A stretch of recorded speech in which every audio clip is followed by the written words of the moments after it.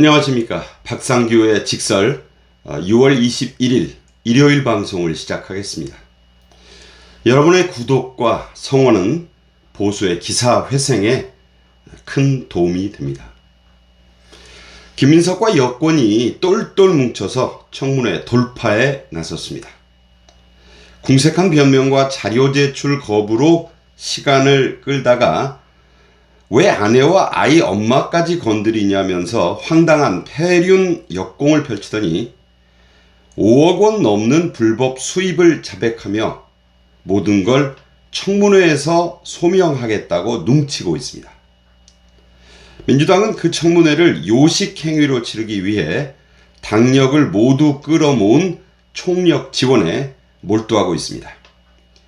민주당의 청문회 간사인 김현은 김민석의 전 부인과 현 부인을 빼고 후원회장 출신의 채권자인 강신성 등 핵심 증인 5명만 부르자는 국민의힘의 요청도 끝내 거부해서 증인 퇴책 없이 청문회를 치르도록 그 법정 증인 채택 시한을 넘겼습니다. 김현은 이진숙 방통위원장의 법인카드 부정사용 내역을 탈탈 털겠다면서 대전 MBC 현장 검증까지 포함해 사실상 4일 청문회를 밀어붙였고 박장범 KBS 사장의 사흘 청문회를 강행한 장본인입니다. 민주당 특유의 내로남불이 이번에도 어김없이 아니 그 이상 위력을 발휘하고 있는 셈이죠. 이런 와중에 대통령 이재명은 22일 날 여야 대표들을 불러서 오찬 함께 하면서 회동을 하겠다고 했어요. 이거 빨리 잡아라 해서 잡은 일정이라고 말씀드렸죠. 특히 국힘의 김용태 비대위원장과 송언석 새 원내대표에게 김민석의 청문회와 인준 통과를 부탁할 것으로 알려지고 있습니다. 그야말로 김민석 살리기에 여권이 모두 출동하는 모양새를 보이고 있습니다. 이런 적은 제가 과문한 탓인지는 몰라도요, 전에 한 번도 없었습니다. 김민석의 돈 문제는 이제 점입 가경을 넘어 갈수록 태산이 돼가고 있습니다. 세비 5억 원으로 13억 지출이 어떻게 되느냐 이런 지적이 잇따르고 본인도 이게 설명이 잘 안 되자 장인 부의금과 강연료 수입을 주장하더니 이걸로도 좀 모자란다고 생각했겠죠. 본인도 없는 차용증 만들기에도 지치고 짜증이 났는지 갑자기 세비 외의 수입이 5억 원 전후 될 텐데 재혼 축의금과 또 경사, 출판 기념회 등이 있었다고 변명을 했습니다. 증인도 없고 증빙자료는 안 주고 청문회 이틀만 버티면 되니까 민주당과 조국당 등 자기 편을 믿고 그냥 말로 때우고 가겠다는 심산입니다.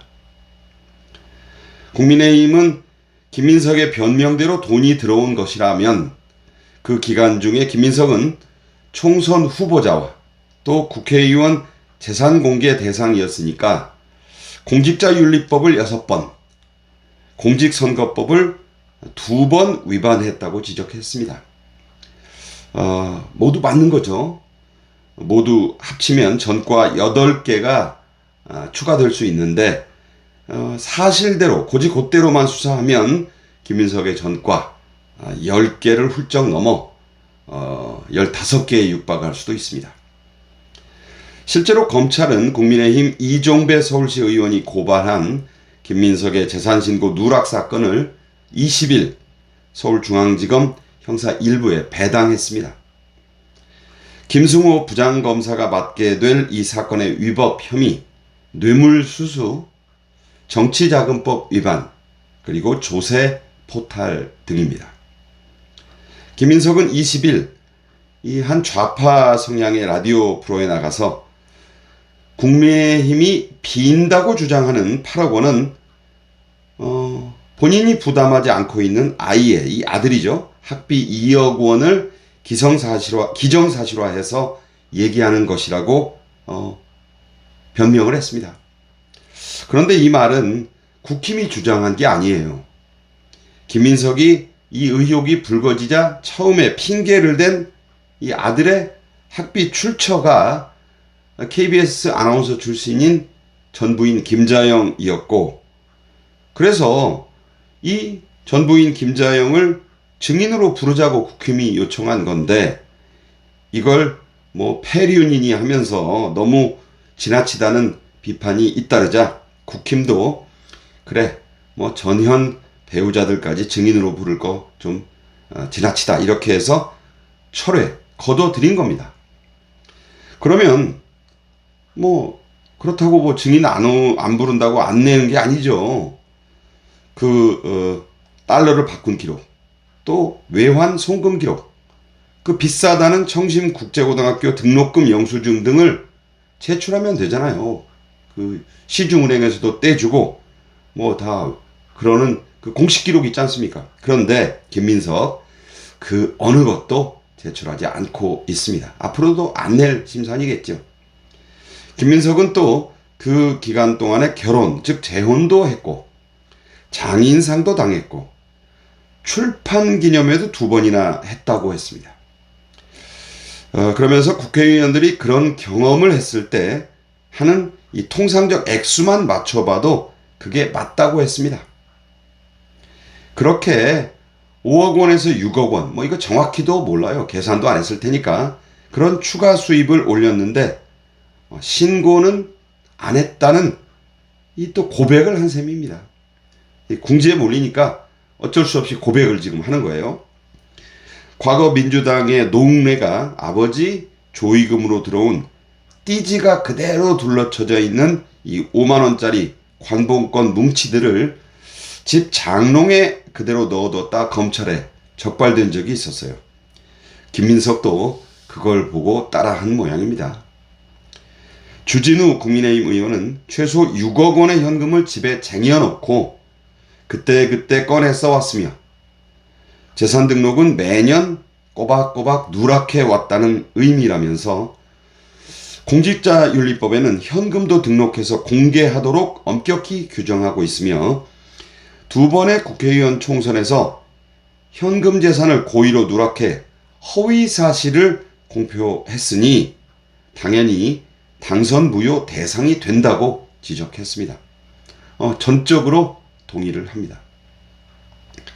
실제로 지난 5년간의 국회의원 재산 공개 때 부조금 수입은 8명이 신고했고 출판 기념회 수입은 6명이 신고를 했어요.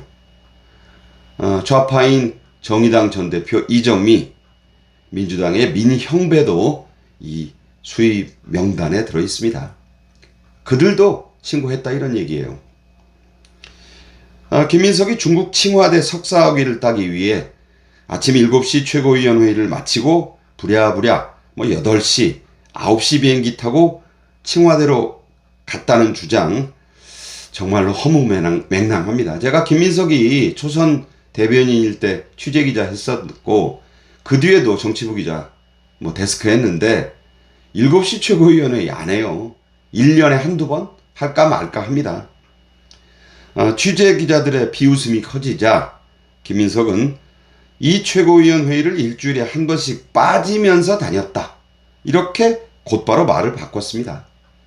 그렇다면 김민석이 낸 이 비행기표 기록 이거 모두 허위로 꾸민 것이라는 고백을 또 한 것 아닙니까?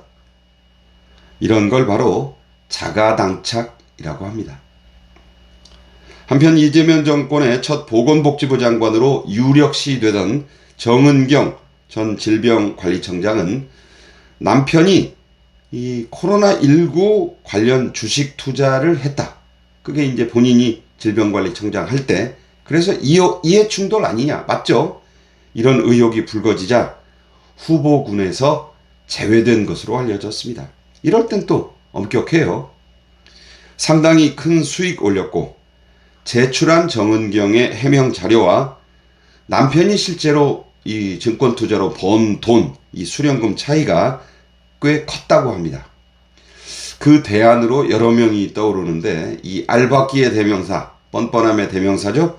치과의사 출신 전현희가 대안으로 급부상 중이라고 합니다. 자, 이런 사안에까지 그렇게 엄격한 잣대를 들이댄다고 기자들에게 흘리면서 이재명 정권은 그 몇십, 몇백 배가 될지 모르는 김민석의 이 불법 자금과 거짓말에는 왜 이렇게 관대한 걸까요? 지금까지 박상규의 직설이었습니다. 감사합니다.